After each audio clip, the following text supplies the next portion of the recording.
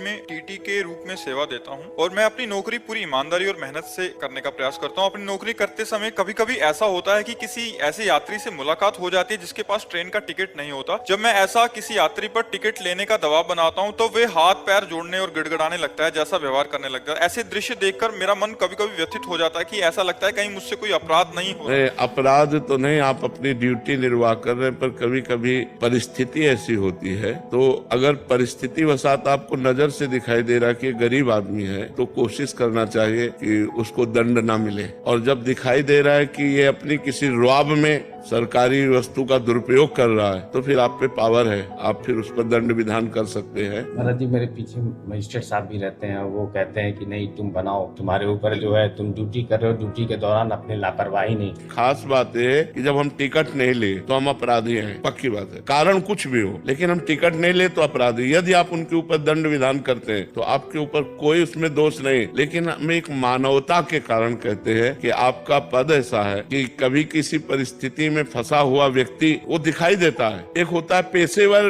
बेईमानी करने वाला आदमी और एक होता है अचानक गलती हो जाने में। कई कारणों से, ऐसे कई कारणों में अगर कोई फंस रहा है और आपके ऊपर ऑफिसर है, दबाव पड़ रहा है, तो आप अपनी जेब से लगा दीजिए कि 100 रुपया 500 रुपया मैं लगा देता हूँ, आगे से कभी चूक मत करना। तो